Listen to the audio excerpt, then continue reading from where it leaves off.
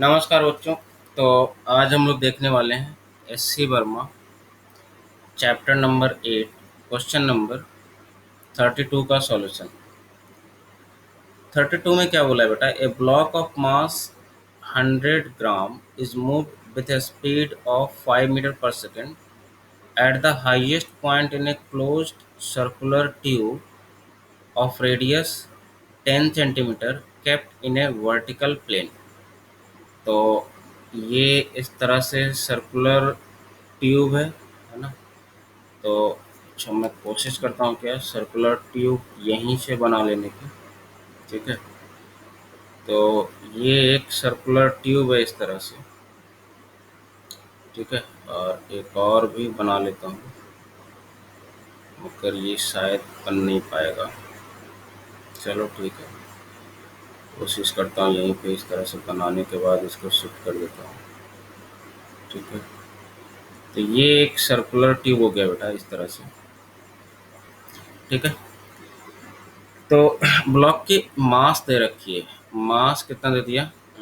0.1 kg। ठीक है, 0.1 kg। और स्पीड भी दे रखी है कितना? v equal to 5 metre per second. ठीक है, एट द हाईएस्ट पॉइंट बोला है in a circular tube of radius दे दिया है कितना? रेडियस दे दिया 10 सेंटीमीटर का मतलब 0.1 मीटर। तो रेडियस में ये मान रहा हूँ r हो गया। ठीक है, और हाईएस्ट पॉइंट पे ये इस तरह से है ना। अब क्या बोला है कि ये जो जितना भी इंफॉर्मेशन ये सारा हाईएस्ट पॉइंट के लिए दिया हुआ है, स्पीड जो दिया हुआ है। ठीक है, 5 मीटर पर सेकंड भी दिया हुआ है। अब क्या बोला? The cross section of the tube is such that the block just fits in it. ठीक है, तो बोला है क्या? The block makes several oscillation inside the tube and finally stops at the lowest point. तो फाइनली ये stop कर जाता है कहाँ पे? यहाँ पे, मतलब बहुत सारे ऑसिलेशंस करने के बाद इसका मतलब कुछ ना कुछ एनर्जी क्या हो रहा होगा? एनर्जी कुछ ना कुछ कंज्यूम हो रहा होगा, है ना। तभी तो ये स्टॉप कर सकता है। अदरवाइज एक बार अगर एक चक्कर लगा दिया तो अगर फ्रिक्शन वगैरह ना हो तो ये ज़िंदगी भर हमेशा क्या करेगा? चक्कर लगाता रहेगा। ठीक है, मतलब फ्रिक्शन जरूर होगा। तो अब आपसे क्या बोला है? Find the work done by the tube on the block during the process. अच्छा, यहाँ पे क्या बोला था? The block makes several oscillation inside the tube and finally stops at the lowest point. तो find the work done by the tube on the block during the process। तो यहाँ पे वही है, फ्रिक्शन फोर्स लग रहा होगा, है ना। तो उसी के कारण आपको क्या करना है? वर्क डन बताना है। तो एक तो देखो नॉर्मल फोर्स लग, एक कॉन्टैक्ट फोर्स लग रहा होगा जिसको हम लोग नॉर्मल बोल रहे हैं। तो ऑब्वियसली नॉर्मल के चलते आप वर्क डन किसी भी इंस्टेंट पे आप पता कर लो। ठीक है, जो भी आप नॉर्मल दिखाओगे तो सरफेस के तो परपेंडिकुलर ही दिखाओगे ना, है ना। तो या तो आप नीचे दिखाओ या कहीं भी दिखाओ, है ना। मतलब वेलोसिटी अगर इधर है तो ये दोनों के बीच का जो एंगल होगा वो तो 90 होगा। तो नॉर्मल के चलते तो वर्क डन आप क्या लिखोगे? 0 हो जाएगा। मतलब ट्यूब ही लगा रहा है, वो भी नॉर्मल भी ट्यूब ही लगा रहा है एंड फ्रिक्शन भी क्या करेगा? ट्यूब ही लगाएगा। फ्रिक्शन के चलते 0 नहीं होगा। तो फ्रिक्शन के चलते हमको क्या करना है? वर्क डन निकालना है फाइनली। अच्छा, यहाँ पे आप देखो, इनिशियली देखो पूरे सिस्टम को आपने कितना एनर्जी दिया था, एनर्जी के बेसिस पे देखते हैं। ठीक है, सिस्टम को एनर्जी कितना दिया था बेटा? तो मास दिया हुआ है, स्पीड दिया हुआ है ना, और ये टॉप मोस्ट पॉइंट पे है। ठीक है, क्योंकि ये वर्टिकल इक्विलिब्रियम में है ना। तो अगर मैं ये वाला लेवल ले लेता हूँ, है ना, रेफरेंस के लिए, पोटेंशियल एनर्जी के लिए, है ना। ये रेफरेंस ले रहा हूँ किसके लिए? फॉर पोटेंशियल एनर्जी के लिए। दैट इज पोटेंशियल एनर्जी यहाँ पे मैं क्या ले रहा हूँ? 0 ले रहा हूँ। ठीक है, तो देखो ऑब्जेक्ट जो है यहाँ पे था इनिशियली। ठीक है, और इसके पास स्पीड दिया हुआ था कितना? 5 मीटर पर सेकंड दिया हुआ था। तो सिस्टम के पास काइनेटिक एनर्जी भी यहाँ पे मैंने दिया और सिस्टम के पास पोटेंशियल एनर्जी भी दिया। ये हाइट देख लो, ये हाइट आप कितना होगा? ये हाइट 2r हो सकता, 2r होगा बेटा, है ना। आर की वैल्यू दिया हुआ। तो आप टोटल एनर्जी पहले लिख लो सिस्टम का इनिशियल जो है ना। यहाँ पे हम लोग क्या कर रहे हैं? इनिशियल एनर्जी जो है टोटल हमने कितना दिया था? INTIAL इनिशियल एनर्जी जो हमने दिया था वो कितना दिया था? तो that is half mv² plus mgh। ठीक है, तो यहाँ से क्या आ जाएगा? हाफ m की वैल्यू 0.1 kg है ना, 100 ग्राम दिया हुआ है। यहाँ पे आप देख सकते हैं इनटू वी कितना दिया बेटा 5 मीटर पर सेकंड, तो 5 का स्क्वायर में डायरेक्टली 25 लिख रहा है, ठीक है, प्लस mgh, और प्लस ही लिखेंगे क्योंकि रेफरेंस तो नीचे वाला लिया है, तो रेफरेंस के ऊपर हम लोग क्या लेते हैं, पॉजिटिव लेते हैं, रेफरेंस के नीचे क्या लेंगे, नेगेटिव। तो प्लस एम की वैल्यू कितना 0.1 इंटू जी की वैल्यू मैं 10 ले रहा हूँ, है ना, और इंटू एच की वैल्यू कितना आ जाएगा, तो आंसर इज 2r। 2r है ना, क्योंकि ये डायमीटर हो गया, आर 2r। तो 2r की वैल्यू कितना आ जाएगा बेटा, आर की वैल्यू 0.1 है, तो 2r की वैल्यू कितनी आ जाएगी 0, ठीक है। तो ये इनिशियल एनर्जी है।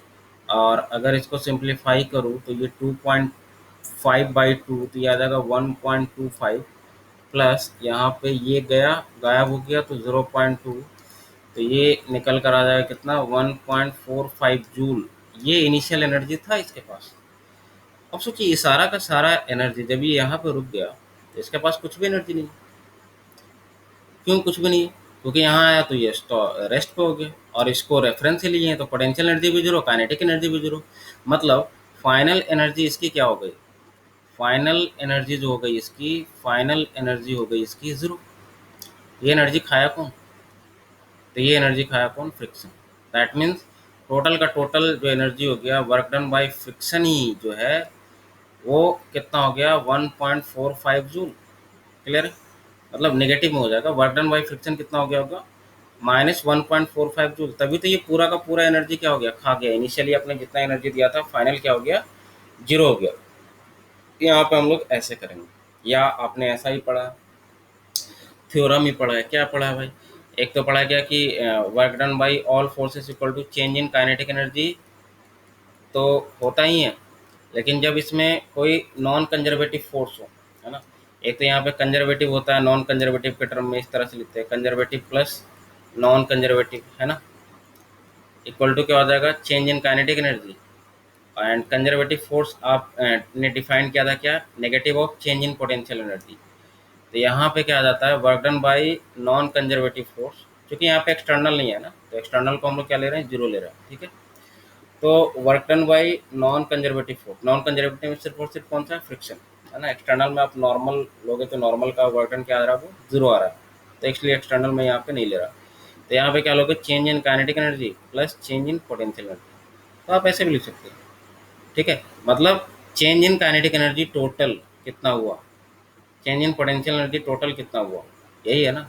तो ये तो मैंने ऑलरेडी निकाल ही दिया है, इस मेथड से मैंने वही किया है, टोटल चेंज ही निकाला है। रियलिटी में आप देखो तो कि इनिशियल एनर्जी इतना था, फाइनल इतना हो गया, तो चेंज कितना हुआ 1.25 का। तो यही किसके इक्वल हो जाता है, work done bye non conservative force के इक्वल हो जाता है। क्लियर है? तो ये पूरा का पूरा एनर्जी खा गया होगा। तो आपसे क्या पूछ रहा है, वर्क डन ही पूछ रहा है कि find the work done by the tube on the block during the process. तो ऑब्वियसली वर्क डन तो क्या आना चाहिए, नेगेटिव आना चाहिए, तभी तो ये पूरा का पूरा एनर्जी क्या करेगा, कंज्यूम करेगा।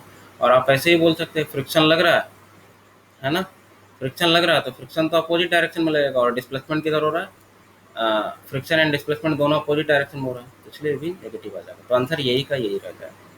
तो -1.45 जूल इसका आंसर आना चाहिए। मैं चेक कर लेता हूँ एक बार, तो 32 का -1.45 जूल ही देगा। तो ये था क्वेश्चन नंबर 32 का सॉल्यूशन। तो हम लोग फिर मिलेंगे नेक्स्ट क्वेश्चन नंबर 33 के साथ।